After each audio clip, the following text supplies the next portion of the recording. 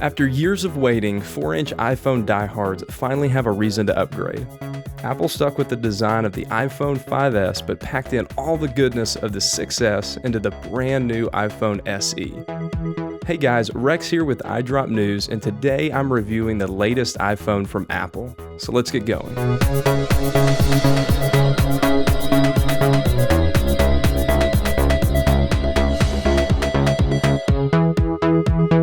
The iPhone SE marks Apple's return to the 4-inch form factor after years of rumors of whether they would ditch the smaller screen size for good. Many assumed this phone would simply be a reboot of the 5C, but Apple decided to take a different approach.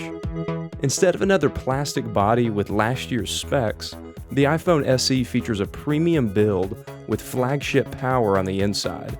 But the biggest surprise of the iPhone SE is the price.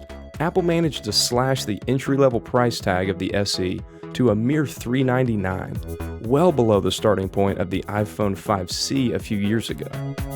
With the massive upgrades on the inside and the low price point, the iPhone SE is a no-brainer if you are set on staying with a smaller 4-inch size. But what exactly makes it so much better? Well, from the 5S, the camera probably has had the biggest overhaul, which was much needed. Camera technology has been improving rapidly, and the 3-year-old camera in the iPhone 5S was beyond outdated. Apple held nothing back in this department and stuffed the iPhone SE with the same 12-megapixel iSight sensor found in the 6S, and also included the same tricks. The SE is capable of capturing both live photos and 4K video. Now, unfortunately, Apple stuck with the poor 1.2-megapixel front-facing camera, one of the few compromises in the SE. The word from Apple is that they ran out of room for a better camera in the front after packing the 12-megapixel camera into the back, but it still would have been nice to have a better selfie camera. So if you're upgrading from the 5S or below, you will notice the speed and power of the iPhone SE immediately.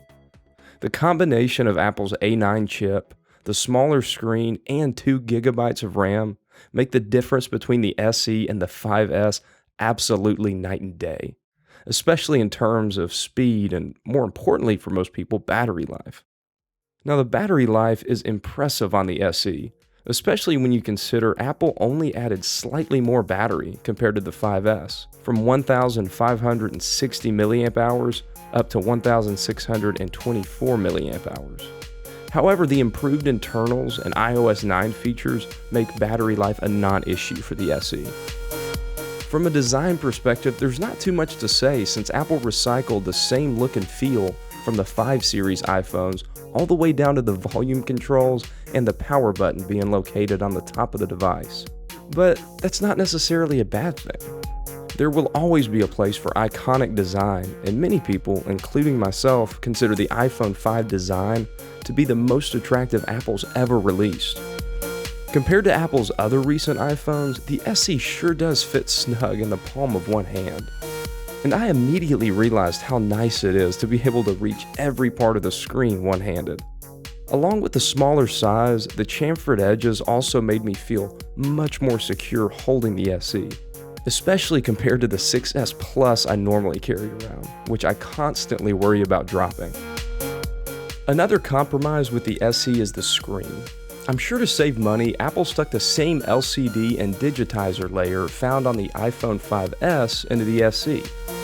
Now, the screen is still a Retina display, but Apple has made a good deal of improvements on their displays since the 5S, and it would have been nice to see an improved screen on the SE, but it's certainly not bad.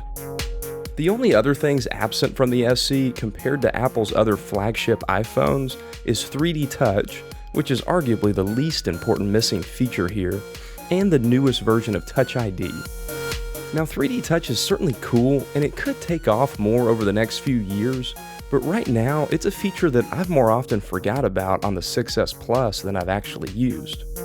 I really wish Apple would have included their second version Touch ID, which is blazing fast, but they stuck with the same one found on the 5S. And like the screen, it's by no means bad, but it sure would have been nice. Now, Apple fixed two big problems with the iPhone SE. they have given the massive number of iPhone users who are still using an older 4-inch iPhone a reason to upgrade. And they also created an iPhone that's affordable to those just out of reach of a 6S or 6S Plus. At the end of the day, the SE doesn't bring anything new, but that's not what it's about.